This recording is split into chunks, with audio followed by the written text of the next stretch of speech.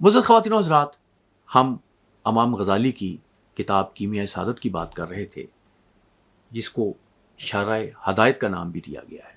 اس کتاب میں امام غزالی نے اللہ کی طرف جانے کے راستے، ہدایت کے راستے بیان کیے ہیں، اور ان راستوں کی کچھ رکاوٹیں بیان کی ہیں، اور ایک بڑی رکاوٹ جو ہے وہ غصہ بھی بیان کیا ہے، کہ غصہ جو ہے اگر آپ اس پہ قابو نہیں ڈالتے تو پھر گویا آپ کسی روحانیت کے راستے پہ، شارع ہدایت کے راستے پہ نہیں چڑھ سکتے۔ امام غزالی فرماتے ہیں کہ غصہ کی جو اصل ہے وہ آگ ہے، کیونکہ اس کی ضرب جو ہے دل پہ پڑتی ہے، اور اس کی نسبت شیطان کے ساتھ ہے، جیسا کہ قرآن میں فرمایا گیا ہے کہ تو نے مجھے آگ سے پیدا کیا اور آدم کو مٹی سے۔ اور امام غزالی فرماتے ہیں کہ سب کو معلوم ہے کہ آگ کا کام بے قراری ہے اور مٹی کا کام سکون ہے۔ تو گویا جب کسی کے دل میں غصہ آتا ہے تو ایک آگ اس کے اندر پیدا ہوتی ہے، اور وہ آگ جو ہے اسے ایسے اعمال کرواتی ہے جو اس کے ہر عمل کو ضائع کر دیتی ہے۔ حضرت عمر رضی اللہ عنہ نے حضور اکرم سے پوچھا کہ وہ کیا چیز ہے جو مجھے اللہ تعالیٰ کے غضب سے محفوظ رکھے؟ نبی اکرم صلی اللہ علیہ وسلم نے فرمایا غصے میں نہ آنا۔ اگر آپ اللہ کے غضب سے گویا بچنا چاہتے ہیں تو پھر آپ کو اپنے غصے پہ کنٹرول ڈالنا چاہیے۔ تو اسی طرح سے ایک دفعہ صحابہ رضی اللہ تعالیٰ عنہ نے حضور نبی اکرم صلی اللہ علیہ وسلم سے عرض کیا کہ مجھے ایک مختصر عمل بتائیے۔ آپ نے فرمایا قصداً غصہ نہ کرنا۔ انہوں نے کئی بار حضور اکرم صلی اللہ علیہ وسلم سے یہی عرض کیا، اور آپ نے جواب میں یہی فرمایا کہ غصہ نہ کریں۔ تو اگر آپ کو اپنے غصے پہ کنٹرول نہیں ہے تو آپ کو پھر روحانیت کے، تصوف کے، اس طرح کے کسی راستے پہ بھی جو ہے اس پہ نہیں جانا چاہیے، کیونکہ یہ غصے کے تو راستے نہیں ہیں، یہ محبت کے راستے ہیں، یہ عقیدت کے راستے ہیں، یہ عشق کے راستے ہیں۔ ان میں غصہ جو ہے اس کا تو داخلہ ہی ممنوع۔ نبی اکرم صلی اللہ علیہ وسلم کا ارشاد ہے کہ جو کوئی غصے کو پی جائے گا، اللہ قیامت کے دن اس کے دل کو اپنی رضامندی سے معمور کر دے گا۔ تو غصہ جو ہے اصل میں ہوتا کیا ہے؟ غصہ اصل میں ایک ہتھیار ہوتا ہے جو دوسروں کو آپ ڈیفینسو کر لیتے ہیں، دوسروں کو آپ اس میں ذلیل کر دیتے ہیں، دوسروں کو کر دیتے ہیں۔ تو اس میں ہوتا تو یہ کہ بظاہر جو آپ کے سامنے شخص ہوتا ہے آپ اس پہ غلبہ حاصل کر لیتے ہیں، لیکن آپ اس کوشش میں ہر چیز جو ہے وہ ضائع کر دیتے ہیں۔ تو امام غزالی نے چونکہ احادیث سے سب چیزیں اکٹھی کی ہیں، یہ ساری ہماری ہدایت جو ہے احادیث سے لی ہے، قرآن سے لی ہے، ان کا علم جو ہے کتاب کو آپ پڑھیں تو بڑا حیران ہو جاتا ہے کہ ان کا علم کیسا ہے۔ تو ایک حدیث وہ اس میں بیان کرتے ہیں کہ حضرت عبداللہ ابن عمرو بن عبد الناصر عاص رضی اللہ تعالیٰ عنہ کہتے ہیں کہ میں رسول اللہ صلی اللہ علیہ وسلم سے جب عرض کی کہ یا رسول اللہ صلی اللہ علیہ وسلم، آپ جو کچھ فرماتے ہیں کیا میں اس کو لکھ لیا کروں؟ خواہ آپ غصے کی حالت میں کچھ فرمائیں۔ آپ نے فرمایا لکھ لیا کرو، قسم ہے اس ذات کی جس نے مجھے نبی برحق بنایا کہ غصے کی حالت میں سوائے حق کے میری زبان پر کوئی اور بات نہیں آئے گی۔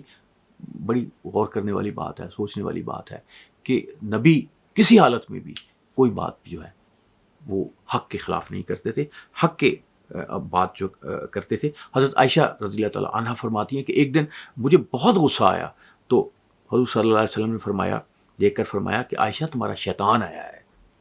یعنی جب غصہ آتا ہے تو انسان جو ہے اس کے اوپر شیطان کا گویا ایک غلبہ طاری ہو جاتا ہے۔ تو انسان کو جس چیز سے نجات حاصل کرنے کی ضرورت ہے جو بہت اہم ہے وہ غصہ ہے۔ اب غصے کا علاج کیا ہے؟ غصے کا علاج یہ ہے کہ پہلے تو اس کے سبب پہ غور کرنا چاہیے کہ آپ کو سبب کیا ہے۔ تو امام غزالی نے اس کے 5 سبب بیان کیے ہیں۔ ایک تکبر بیان کیا کہ آپ میں غرور ہوتا ہے، اور کوئی شخص آپ کے غرور کو چیلنج کرتا ہے تو آپ غصے سے اس کی بے عزتی کرتے ہیں، اور غرور بھی اس سے ملتی جلتی صورت ہے۔ غرور میں بھی یہ ہوتا ہے کہ تکبر کے ساتھ آپ کو غرور بھی ہوتا ہے کہ آپ نے اپنا ایک روب دبدبہ جو ہے وہ لوگوں میں ڈالنا ہے۔ بعض اوقات یہ ہے کہ آپ لوگوں کو مذاق کرتے ہیں، ہنسی مذاق کرتے ہیں، مزاق کرتے ہیں، آپ لوگوں کو اس پہ، یا لوگ کوئی بڑے اس پہ لوگوں کو غصہ آ جاتا ہے، یا آپ کے ساتھ کوئی مذاق کرتا ہے تو پھر آپ کو غصہ آ جاتا ہے۔ پھر یہ جو ملامت کرنے والی بات ہے نا، یہ چغلی کرنے والی بات ہے، یہ بہت، اس کو آپ یوں سمجھیں کہ یہ بہت خطرناک بات ہے۔ تو معزز خواتین و حضرات، اس میں انہوں نے بڑی چیزیں بیان کی ہیں کہ کس طریقے سے یہ کتاب پوری آپ کو پڑھنی چاہیے، کیونکہ میں تو آپ کو تو ایک طرح سے تلخیص بتا رہا ہوں، اس کا خلاصہ بیان کر رہا ہوں۔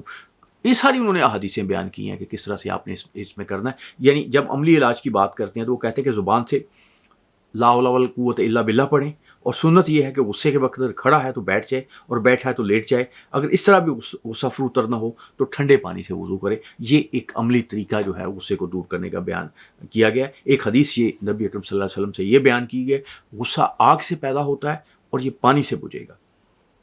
ایک اور روایت میں آتا ہے کہ سجدہ کرے اور چہرہ خاک پر رکھے تاکہ اس کو احساس ہو کہ وہ خاک سے بنا ہے اور کسی انسان سے غصہ کرنا اسے زیب نہیں دیتا. ایک دفعہ یہ اور ایک انہوں نے روایت بیان کی ہے کہ ایک دن امیر المومنین حضرت عمر رضی اللہ عنہ غصہ میں آئے تو آپ نے ناک میں پانی چڑھانے کے لیے پانی طلب کیا اور فرمایا غصہ شیطان کی طرف سے ہے، یہ ناک میں پانی چڑھانے سے رفع ہوگا.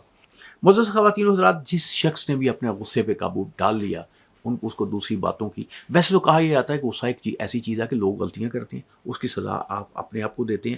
تو میں آپ کو ریکمینڈ کروں گا کہ یہ امام غزالی کی جو کیمیائے سعادت کتاب ہے اس کو ذرا غور سے پڑھیں، تفصیل سے پڑھیں، اور جب آپ پڑھیں گے تو آپ کو سیرت نبوی سے صلی اللہ علیہ وسلم سے اور قرآن سے بہت سی ایسی ہدایت ملے گی جس پہ آپ اپنے غصے کو قابو ڈال سکتے ہیں. لیکن اگر آپ علم حاصل کرتے ہیں، آپ میں پارسائی آ جاتی ہے اور آپ کو لوگوں پہ بار بار غصہ آتا ہے تو پھر آپ سمجھیں کہ کسی غلط راستے پہ چڑھے ہیں. کیونکہ صحیح راستے پہ چڑھنے کا زیادہ انڈیکیشن یہی ہوتی ہے کہ آپ لوگوں سے محبت ہوتی ہے، آپ میں رحم دلی آ جاتی ہے، آپ رحمت کی طرف چلے جاتے ہیں.